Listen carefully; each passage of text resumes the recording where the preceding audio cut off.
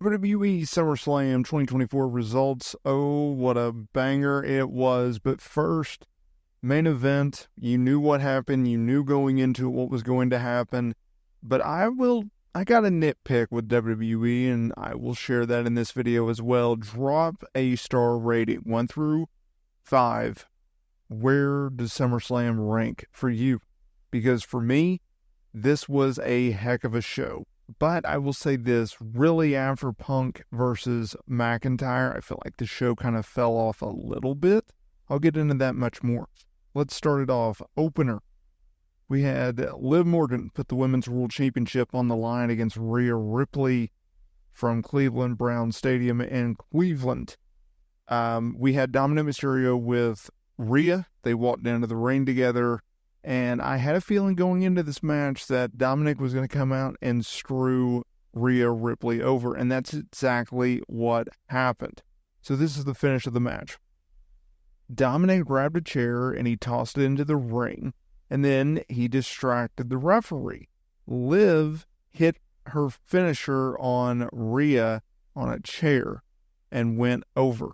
This was after a near fall where there was some outside interference. Rhea got caught up. Liv caught her with her finisher, but it was a 2 count. Now, after the match, Dominic, he was smiling. And everyone was thinking, wait, did he do that on purpose? And then he picked up Liv and he made out with her. So, and I love the fact that they posted this on social media, but Rhea Ripley, as she was coming back through a gorilla, she was visibly crying. And so I thought that was a nice little touch on that story. And like I said, had a feeling that they were going to do that. They were going to have Rhea Ripley get screwed over by Dominic Mysterio. It set it up pretty well, and they delivered it. I love the fact that we are going to get a second match. I love the fact that they turned Dominic. I think it adds a whole new dynamic. Now, this was a banger of a match as well, and you had the feeling that they were going to put on a show, and they did just that, although it was quite a short match. I know Fightful had a rundown sheet of it being 12 minutes. Could have got a little bit more time out of it, but I was happy with it. Intercontinental title on the line. Sami Zayn defended against Braun Breaker. Of course, we got the title change. Everyone and their mother knew going into the show that Braun was going to walk out as champion. They wanted it to give Braun a big win at SummerSlam instead of Money in the Bank. Bigger platform, reportedly, whatever. We had Rick and Scott Steiner in attendance to watch on Braun win. He did so when he avoided a big boot by Sami. He hit a big spear and then a second spear after running the ropes for good measure to walk out as the Intercontinental Champion, his first championship on the main roster. This snapped, obviously, Sami Zayn's reign that started at WrestleMania when he dethroned Gunther, and I would say that was a pretty good title reign. Up next was a match that I thought was really, really good. LA Knight, he finally did it. I was hopeful that he would, and he did. So when he took the United States Championship away from Logan Paul, it was a welcome sight for many people, including myself. MGK was also out there. He was part of Logan Paul's entrance at one point, which played up into the finish. He gave Logan Paul his chain. Paul hit Knight with it without the referee seeing. It was a nice near fall. But in the end, it was LA Knight to dethrone Logan Paul as the United States Champion. He hit the BFT for the win. Logan Paul seemingly written off television for a while. We'll see when he comes back, but it's LA Knight's time. Yeah. Bayley, she put the Women's Championship on the line and dropped it to Nia freaking Jax. Odds makers called this for a while. I just don't get it. I don't like it. I don't understand it. I think it's a mistake. But to protect Bayley a little bit more, you had Tiffany Stratton. She ran out to cash in her Money in the Bank briefcase. Bayley knocked Stratton off the apron before Jax caught her with a few power bombs and 2 sit-down splashes in the corner, a la Yokozuna.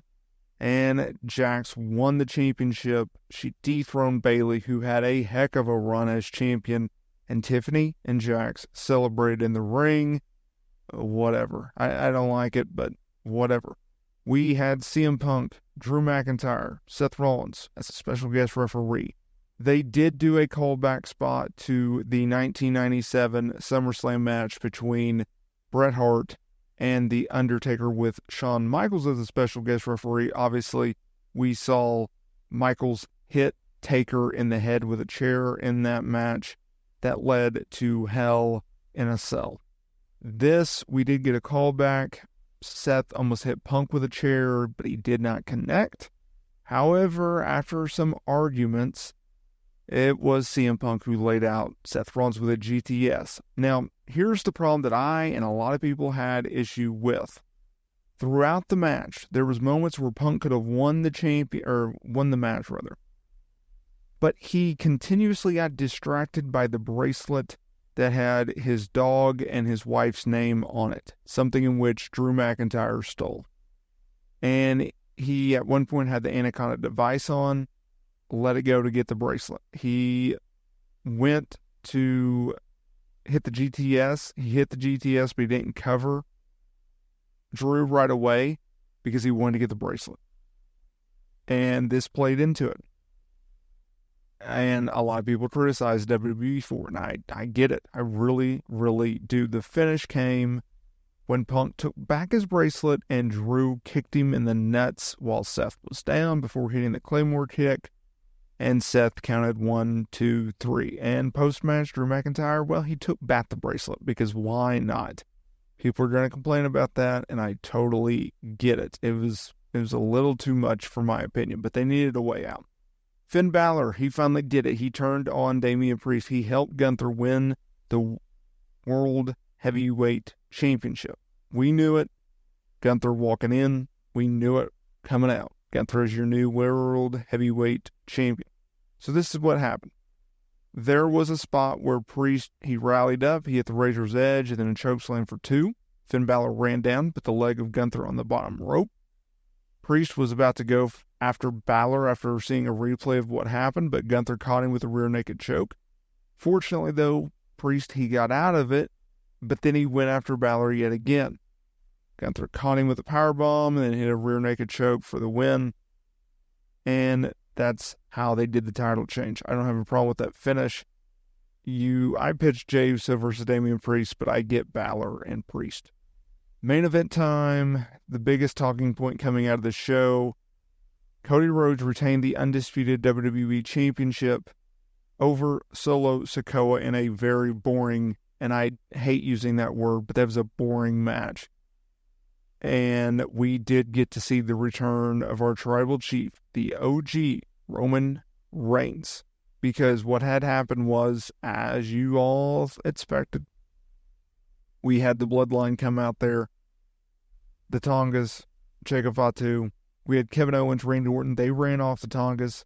And it was Roman Reigns who came out to stop Jacob Fatu. By the way, I'm hoping that Jacob Fatu is okay, because he did a splash from the top rope to Cody through the announce table and was really, really selling up his leg badly.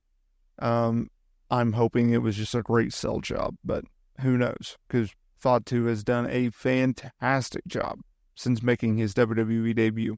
It was Roman. He came out there. He hit a Superman punch and a spear to Solo. Cody capitalized, hit the crossroads. 1, 2, 3.